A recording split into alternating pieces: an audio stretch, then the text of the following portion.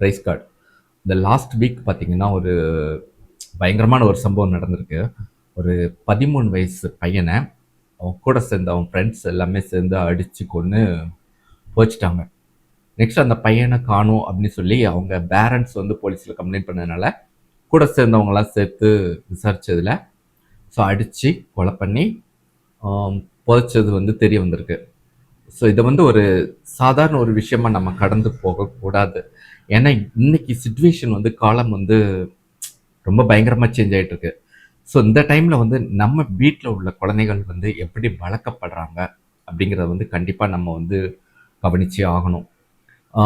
ஏன் சொல்கிறேன்னு பார்த்தீங்கன்னா, பெரும்பாலும் அவங்க வந்து நம்ம கூட சர்ச்சுக்கு வராங்க, பைபிள் படிக்கிறாங்க, சண்டே கிளாஸ் அட்டெண்ட் பண்ணுறாங்க. ஸோ பிபிஎஸ் போகிறாங்க, வசனம் கற்றுக்குறாங்க, எல்லாமே இருக்கட்டும். பட் என்னென்னா, அவங்க நிறைய டைம் ஸ்பெண்ட் பண்ணுறது அவங்க ஸ்கூலில் உள்ள ஃப்ரெண்ட்ஸோட.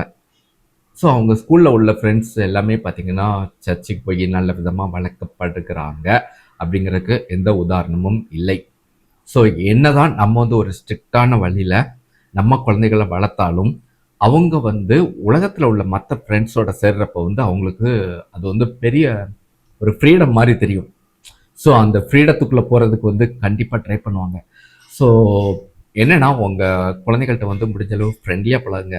ஸ்கூலில் டெய்லி நடக்கிற விஷயங்கள் முடிஞ்ச அளவுக்கு வந்து நீங்கள் கேட்டு தெரிஞ்சுக்கோங்க. அவங்க மைண்டை வந்து அப்சர்வ் பண்ணுங்கள்.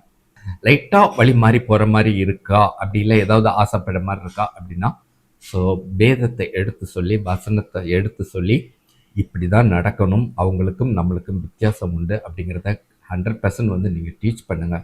அப்படி பண்ணால் மட்டும்தான் நம்மளோட ஜென்ரேஷனை ஏசப்பா பிள்ளைங்களை வந்து கண்டிப்பாக ஒரு நல்ல மாதிரியாக வளர்க்க முடியும். அது மட்டும் இல்லாமல் முக்கியமாக இன்னொரு விஷயம் என்னென்னா, அவங்களோட இன்ட்ரெஸ்ட் வந்து உலக பிரகாரமான காரியங்களில் இருக்கலாம். பட் அதே வந்து நம்ம ஒரு ஊழியத்துக்கு தகுந்த மாதிரி ஒரு பாதையில் நம்ம மாற்றுறப்ப, சர்ச்சில் உள்ள ஆக்டிவிட்டீஸில் அதிகமாக இம்பார்ட்டன்ட் கொடுக்குறப்ப வந்து கண்டிப்பாக அவங்க உலகத்திலேருந்து பிரித்தெடுக்கப்பட்டு தேவனுடைய பிள்ளைகளாக கண்டிப்பாக இருப்பாங்க.